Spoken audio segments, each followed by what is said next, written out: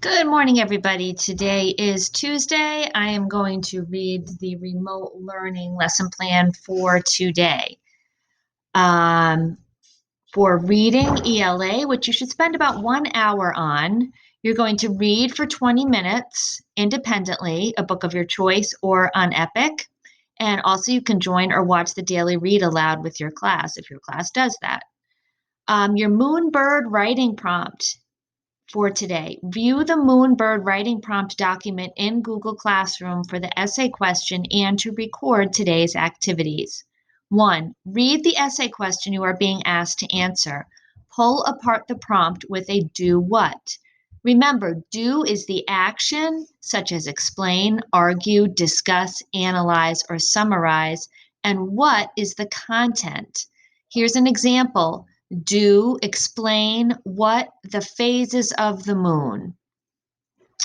Your prompt, based on the reading Moonbird, write an essay explaining why the author describes B95 as, quote, among the toughest 4 ounces of life in the world, end quote. Be sure to use information from the passage to support your ideas and develop your essay. 2. Then reread the Moonbird article or listen to the audio with the prompt in mind. Highlight or underline key parts that could help you answer the prompt. 3. Complete a brainstorm of ideas to answer the prompt. Remember, a brainstorm is when you're thinking about the who, what, when, where, why, and how in the article. Or you can make a word web to organize your ideas. Put the prompt in the middle and your ideas all around it, like in this visual here. Don't forget, Mrs. Fontaine and Mrs. Scove students visit their Google Classrooms for your assignments. On to math, which also should take you about 1 hour. Answer the following questions using pictures, charts, and expressions. Remember to explain your answer. You can complete on paper and send pictures of your work, or see your Google Classroom to enter your work on the weekly assignment. Also, visit your Google Classroom for teaching videos. Planning a cookout, bounce house writing and expression. Allie wants to rent a bounce house for her cookout. And here's a picture of one in case you didn't know what it was. Best Bounce Company rents a bounce house for a $100 rental fee plus $20 per hour. Bounce a Lot rents a bounce house for $40 per hour. Let H equal the number of hours the bounce house is rented. Write an expression that could be used to determine the cost of renting a bounce house from Best Bounce Company for H hours. 2. Write an expression that could be used to determine the cost of renting a bounce house from Bounce a Lot for H hours. For math practice, please go on Freckle and view your weekly assignments. Mrs. Fontaine and Mrs. Scove students, don't forget to visit their Google Classrooms for assignments. Here is your Google Meeting schedule for the day. In science, which you should work on for at least 20 minutes, there's a background video and task on the phases of the moon. Watch the video that explains the moon's phases and then draw and label a picture of the 4 main phases of the moon: full, new, crescent, and gibbous. Here is the link to the video. Here is your vocabulary with some pictures to help you. The crescent moon is less than half lit. The full moon, side of the moon facing Earth, is fully lit. The gibbous moon, the moon is more than half lit. And a new moon, a side of the moon facing Earth, is completely dark. A phase is one part in a series of events.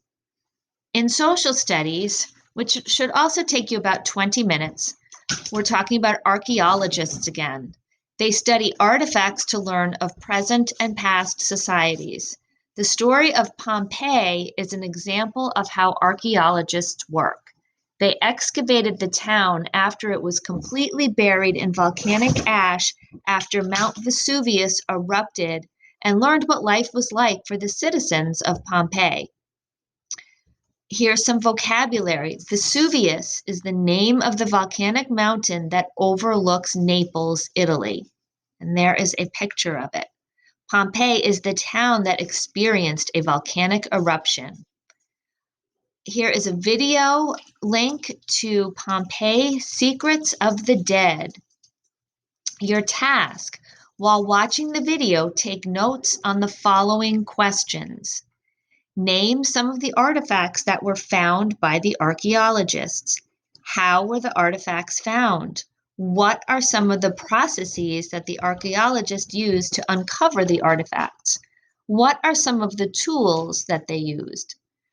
A process is a series of actions or steps taken in order to achieve an end.